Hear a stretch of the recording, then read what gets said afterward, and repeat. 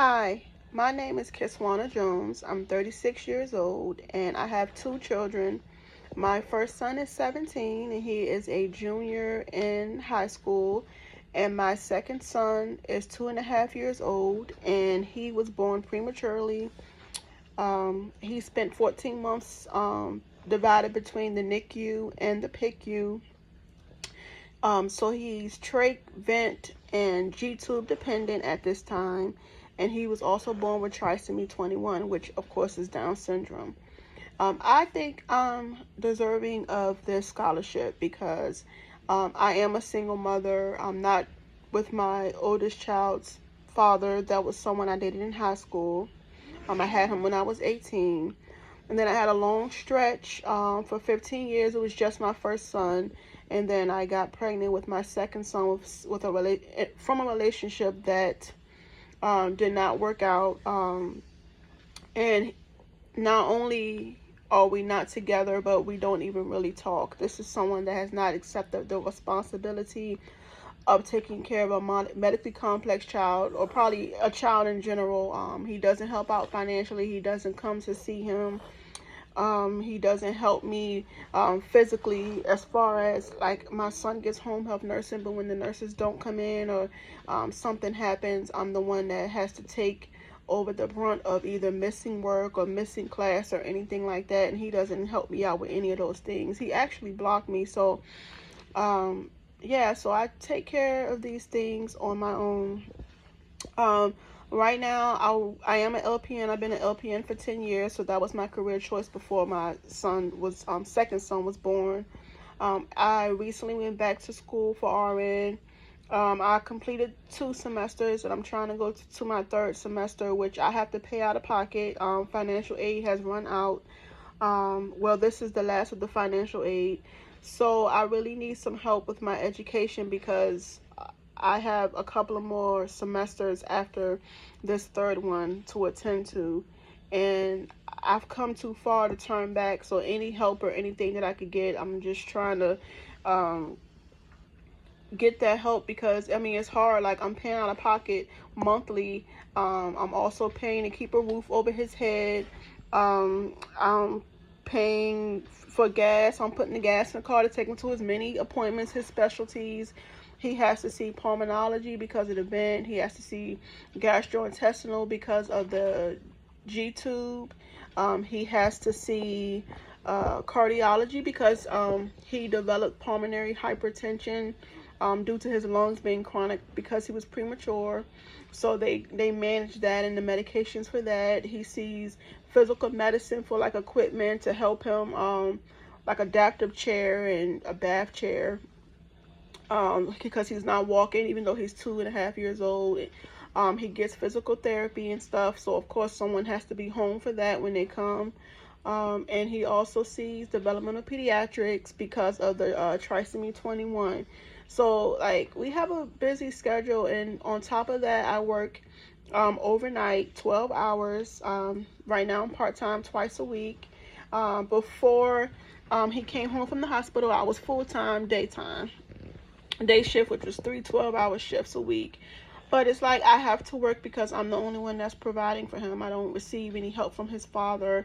I don't even receive any help from social services because in their eyes, I make too much money. But when you have two children and one of them, you're the sole provider of, like, it's never enough money. I'm buying diapers, I'm buying wipes. Of course, he's not potty trained. I'm buying all his clothes. I'm putting gas in the car for his appointments.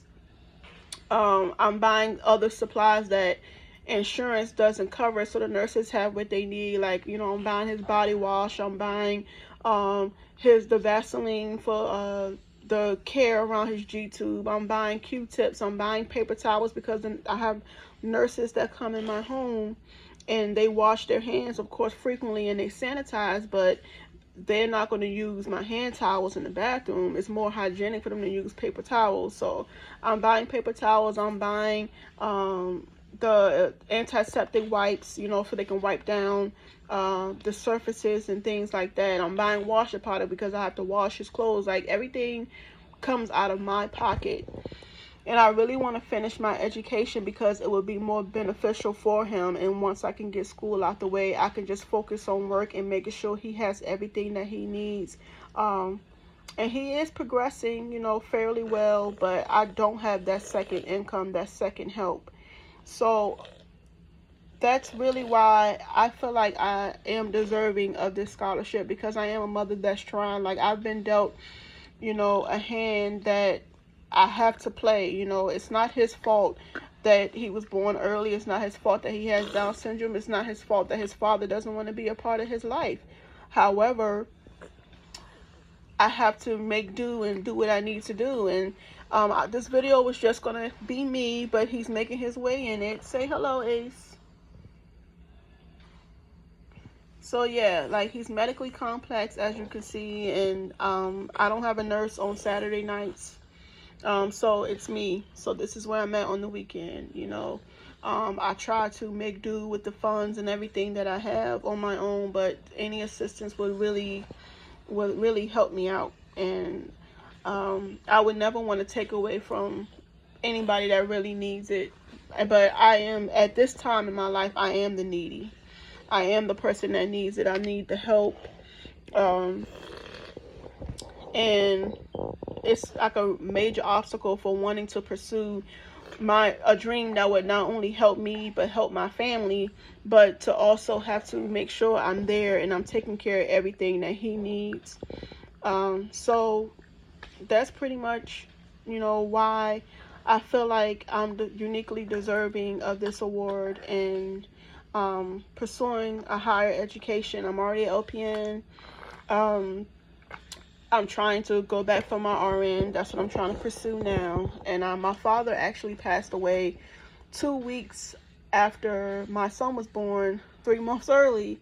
And that's one thing I told him I wanted to do. I really wish I would have pursued it at a different time when he was still with us and before, I got pregnant. But, things didn't happen that way. But really finishing this degree would mean so much to me. It has not only a value of something for myself, but it's something I told my father I wanted to do, and he always felt like, I'm already a good LPN, I'm such a good nurse, and that I should do more, because since I'm a good nurse and I've taken care of him as well, during his final days and stuff like that. So this will really mean so much if I can just get the help to finish. And I thank you guys for listening to me, thank you for your time, and I hope that, you can see that I'm uniquely deserving as well. Thank you.